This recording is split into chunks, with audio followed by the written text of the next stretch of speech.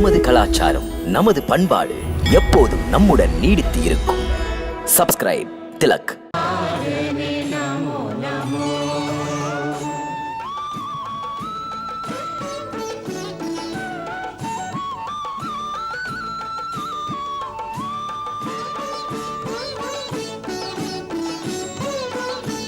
எமையாளும் தேவனே நீ என்றோ, அன்பில் ஆளுகின்ற என் தாயன்றோ.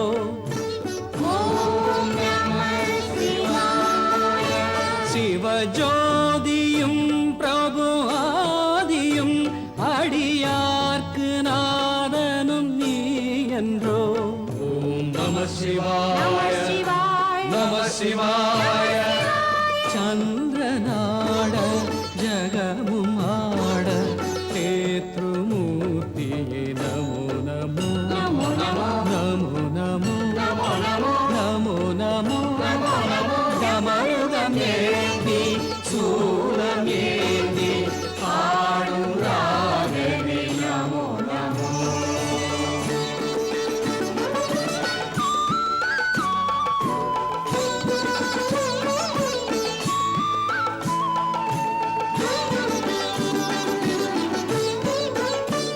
என்னை காத்திட எந்நாளுமே சிவநாமம் ஒன்றே பாடுவேன்.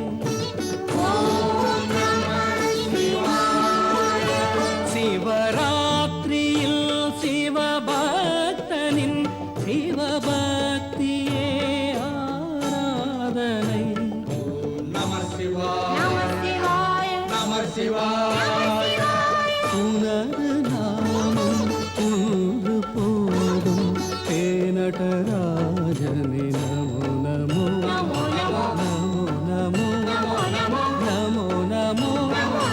கமருகமேந்தி சூலமேந்தி ஆடும் ராகவே நமோ நமோ நமோ நமோ நமோ நமோ நமோ நமோ.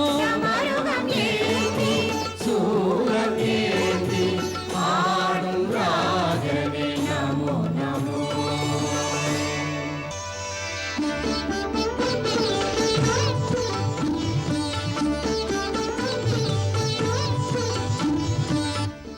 प्रभु कैसी सुंदर वीणा बजा रहे हैं। नृत्य को जी चाहता है तो कौन रोकता है। प्रभु वीणा बजाएं और उनके भक्त नाचें और हम आनंद लें।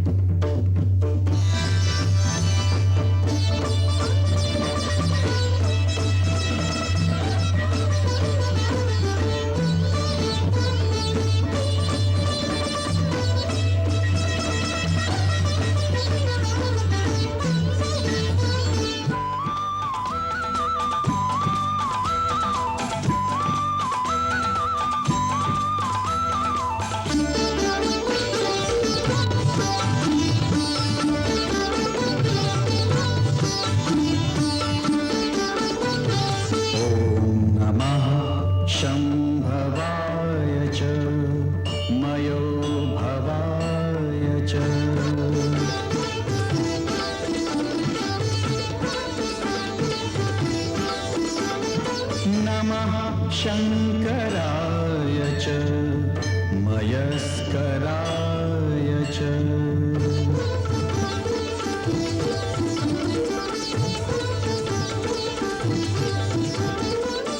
नमः शिवाय च शिवतराय च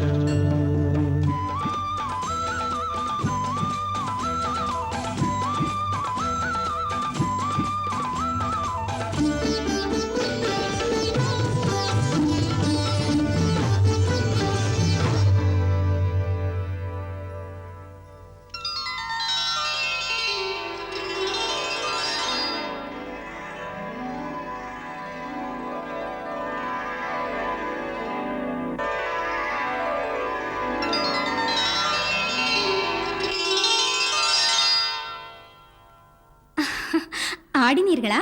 ஆடினேன். ராமதரிசன ஆனந்தத்தில் ஆடினேன். அன்புக்குரிய ராமன் உங்களை பார்த்தாரா? அது பற்றி அறியேன். பிரபுராமனை கண்குளிர கண்டு.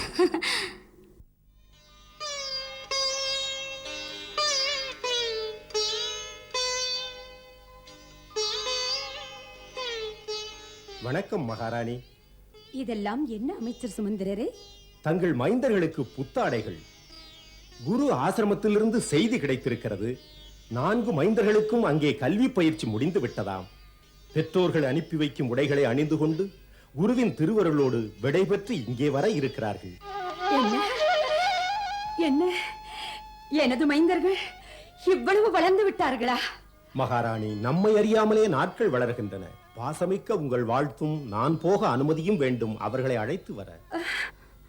சுவையான செய்தி, இன்பமளிக்கின்ற செய்தி. நீங்கள் சொல்வதை கேட்டே மனம் பூரித்து போகின்றது. செல்லுங்கள் சுமந்திரரே, எங்கள் மைந்தர்களை சீக்கிரம் ஆசிரமத்திலிருந்து அழைத்து வாருங்கள். இன்றுடன் உங்கள் குருகுல பயிற்சி நிறைவு பெறுகிறது. நான் உங்களுக்கு அளிக்க வேண்டிய பயிற்சிகள் எல்லாம் இன்றுடன் முடிவடைகின்றன. ஆச்சாரியன் என்ற முறையில் பயிற்சி முடிவில் உங்களுக்கு நான் சில அறிவுரைகளை சொல்ல விரும்புகிறேன். கல்வி என்பது கண்களை திறப்பது. நல்ல கல்வி என்பது நம்மை விடுவிப்பது. ஆச்சாரியனுக்கு அடங்கி நடந்த அன்பு சீடர்களே என் கட்டுப்பாட்டிலிருந்து உங்களை விடுவிக்கிறேன். வாழ்க்கை பாதையில் உங்களை முன்னேற்றும் மந்திரம் ஆத்ம தீபமாகவே இரு. அதாவது நான் சொல்லிக் கொடுத்த பாடங்களை அப்படியே நீங்கள் பின்பற்ற வேண்டிய அவசியம் இல்லை. நான் கற்பித்ததை உங்கள் விவேகத்தினால் ஆராய்ந்து பார்த்து உங்கள் கடமையை சுயமாக சிந்தியுங்கள். சாஸ்திரங்கள் கூறுகின்றபடி மனிதனுக்கு வாழ்வில் 3 கடன்கள் தீர்க்கப்பட வேண்டி இருக்கிறது. தெய்வக்கடன், பித்திருக்கடன், ஆச்சாரியரின் கடன். தெய்வக்கடன் பக்தியாலும் பூஜைகளாலும் தீருகிறது. எப்பொருளிலும் பகவானின் திருவுருவத்தை கண்டால் எல்லாமே உங்களுடைய பூஜைக்குரியவைகள் ஆகிவிடுகின்றன. இதுவே இறைவனுக்கு செய்யும் சிறந்த பூஜை. இதனால் தெய்வக்கடன் தீர்ந்துவிடும். நமக்கென்ற சுகத்தை துறந்து மாதா பிதாவுக்கு சேவையை புரிந்து வந்தீர்களானால் பித்திருக்கடனும் தீர்ந்துவிடும். இனி மிஞ்சியிருப்பது குருவின் கடன். பண்பும் பணிவும் உள்ள நடத்தையால், உங்கள் நேர்மையால் இந்த உலகத்திலே சுகத்தை, சந்தோஷத்தை, தியாக உணர்வை பரப்புங்கள். மானிட தர்மத்தின் லட்சியத்தை நிலைநாட்டுங்கள். இதயத்தில் துவேஷங்களை போக்கி உண்மை, அன்பை, பாசத்தை தூவுங்கள். இந்த வாக்குறுதியை பெற்றுக்கொண்டு உங்களை ஆச்சாரிய கடனிலிருந்து விடுவிக்கிறேன். மனமார்ந்த என் வாழ்த்துக்கள் என்றும் உண்டு. மாணவர்கள் நினைக்கும் போதெல்லாம் அன்போடு அங்கு வருவேன்.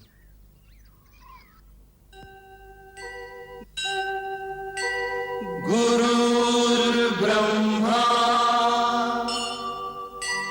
குரு விஷ்ணு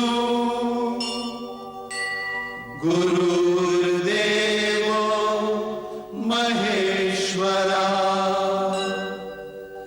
குரு சாட்சாத் பரபிரம்மா தஸ்மை ஸ்ரீ குருவே நமः தஸ்மை ஸ்ரீ குருவே நமः.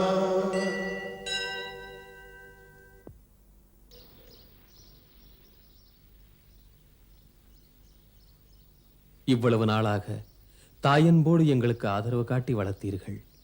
விடை பெறும்போது ஒரு வேண்டுகோள் குருமாதா. இந்த தாயன்பு நீங்காத நிழலாக என்றும் தொடரட்டும். தெரிந்தோ தெரியாமலோ எங்களால் ஏதாவது பிழை நேர்ந்திருந்தால் எங்களை மன்னித்து விடுங்கள். மன்னிக்கும் அளவுக்கு என்ன நிகழ்ந்தது ராமா? என் மனம் அழுது கொண்டிருக்கிறது. இந்த பாசமே வேதனைதான். அருந்ததி மாதாவுக்கு வணக்கம். குருமாதாவின் திருவடிகளுக்கு அடியேன் சுமந்திரனின் 1000 கோடி வணக்கங்கள். நீடூழி வாழ்க சுமந்திரா. மகாராணி கௌசல்யா ராஜகுமாரர்களுக்கு ஆடையணிகள், தமக்காக காணிக்கைகளும் அனுப்பியிருக்கிறார். என் நன்றை சொல்லுங்கள். என் வாழ்த்துக்கள் அயோத்தியின் மகாராணிக்கு.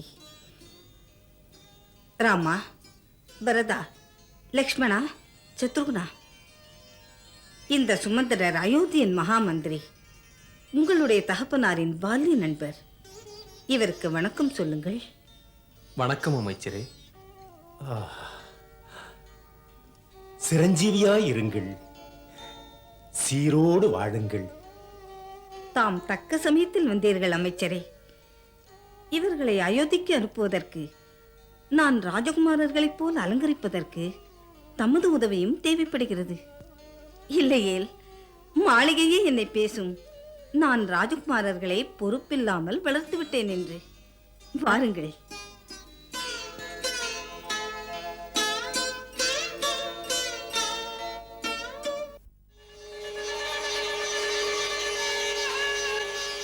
ராஜகுமார ராமச்சந்திரருக்கு, இளையவர் பரதருக்கு, இளையவர் லட்சுமணருக்கு, இளையவர் சத்துருக்கணருக்கு, ராஜகுமார ராமச்சந்திரருக்கு, இளையவர் பரதருக்கு, இளையவர் லட்சுமணருக்கு, இளையவர் சத்துருக்கணருக்கு, இளையவர் சத்துருக்கணருக்கு. மகாராணி மகாராணி, இளவரசர்கள் வந்து விட்டார்கள். மக்கள் எல்லாம் வாழ்த்துகிறார்கள், மலர் தூவி வரவேற்கிறார்கள்.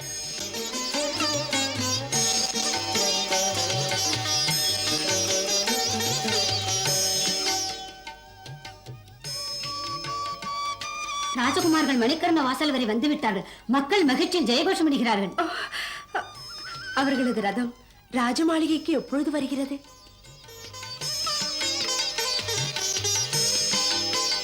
ராமச்சந்திரர் நன்றாக வளர்ந்து விட்டார்.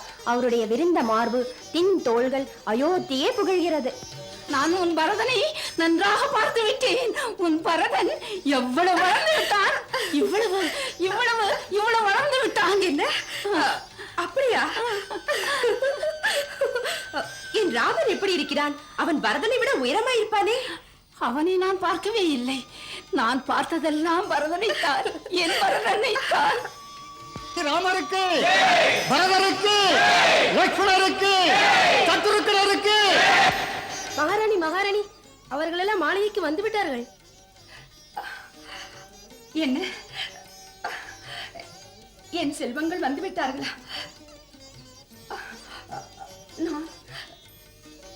என்ன மகாராணி, என்ன ஆயிற்று? ஒன்றுமில்லை அடி, ஒன்றுமில்லை. இந்த மகிழ்ச்சியை நான் எப்படித்தான் தாங்குவது? மைந்தனை, ராமனை எப்படி பார்ப்பேன்? என் திருஷ்டியே பட்டுவிட்டதானா? என் திருஷ்டியே பட்டுவிட்டதானா?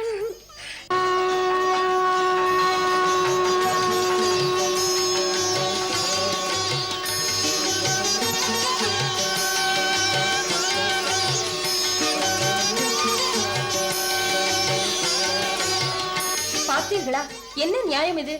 குருதேவர் நம் குழந்தைகளோடு நேராக அரசரிடம் செல்கிறாரே, அவருக்கு நம்மை பற்றிய நினைவே இல்லை. நாம் ஏன் அவர்களுக்காக காத்திருக்க வேண்டும்? நாமே அங்கே ஏன் போகக்கூடாது? போகலாம். குருதேவர் என்ன சொல்வாரோ?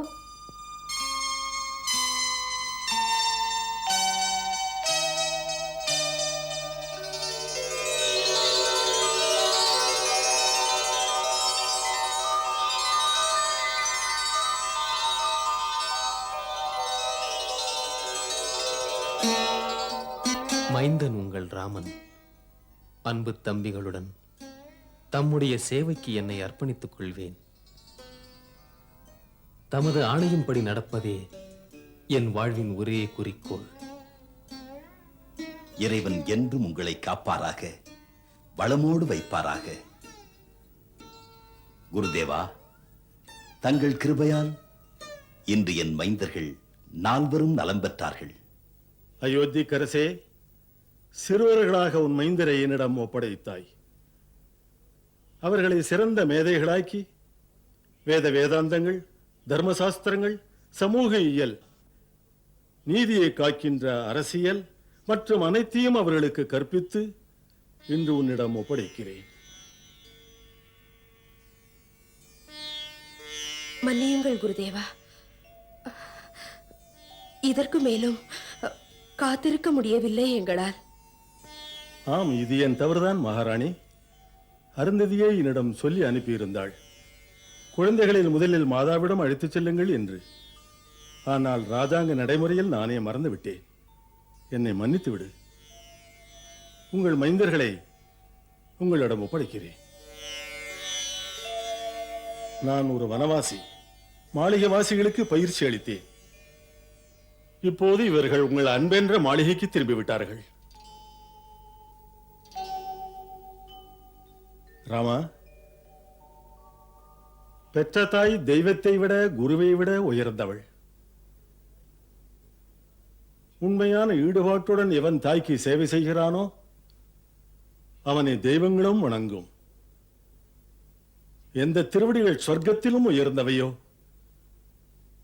அந்த மாதாவின் திருவடிகளை தொட்டு வணங்கு ராமா.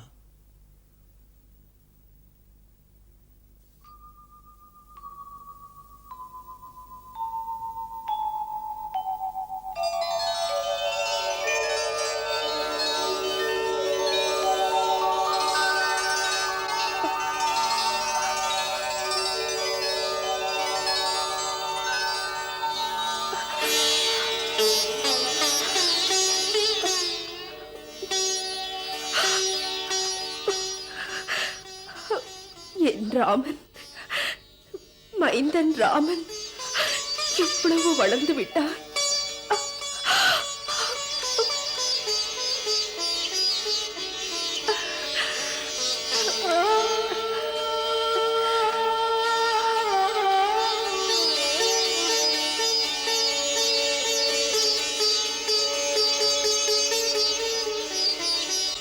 புகழோடு வாழ்க, காலத்தை வெல்க.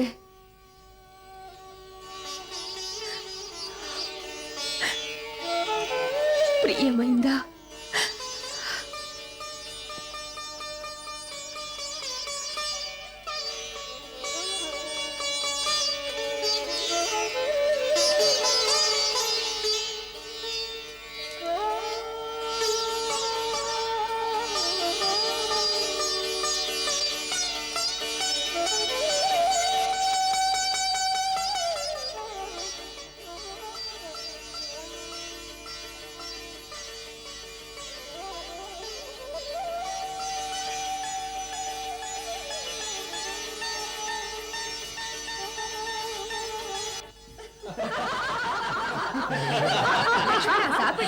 சாப்பிடுகிறேன் அம்மா, ஒரே இனிப்பு. சாப்பிடு. போதும் அம்மா, எவ்வளவு சாப்பிடுவது? சத்ருகனா, நீ சாப்பிடுகிறாயா, பறவைகளை போல் கொறிக்கிறாயா? கௌசல்யா மாதா, ராமனை பற்றி உங்களுக்கு அக்கறையே இல்லையா? அவன் சாப்பிடவே இல்லையே. நீயே சொல்லு, கேட்டால் தானே. அம்மா, சரி ஊட்டி விடுங்கள். சரி ஊட்டுகிறேன். அம்மா. கொஞ்சம் சாப்பிடு, கொஞ்சம்.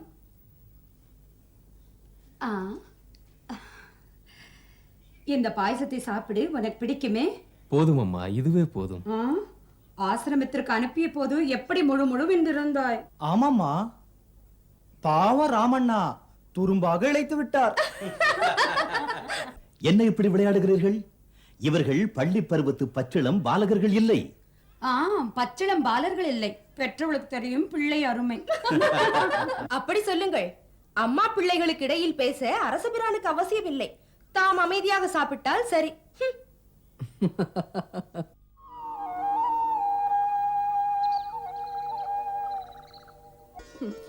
நேற்று வரை நதியிலும் குளத்திலும் நீராடினார்கள். இன்று மாளிகை வழக்கப்படி நீராட்டுவோம். அட, உடம்பிலே இன்னும் கொஞ்சம் சந்தனம் பூசுங்களேன்.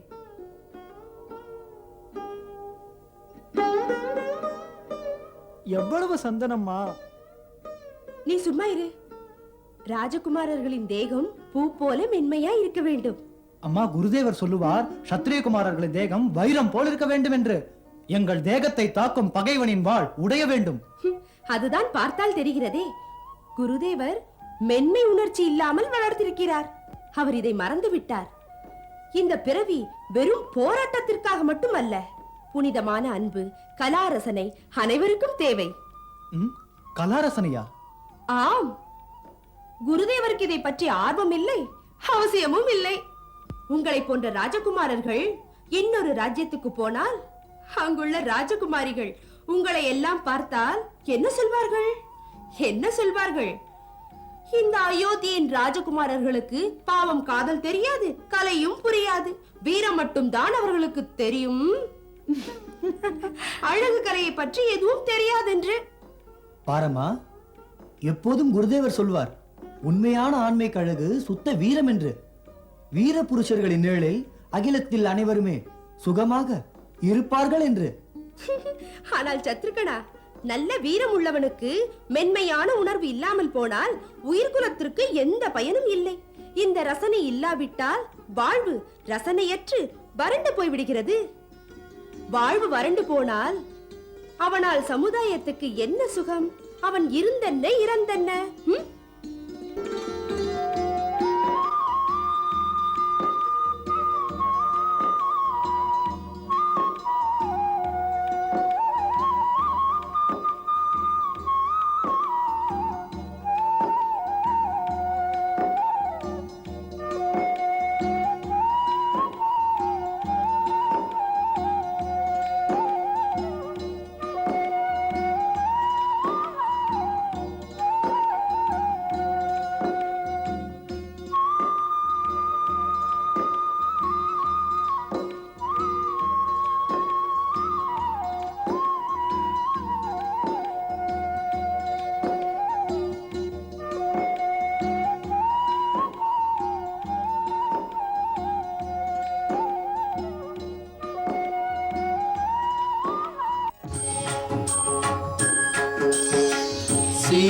சீதாராமன் புனித கதை கேளீரே, மதுரம் மிகுந்த அனுபவம் பெறவாரே.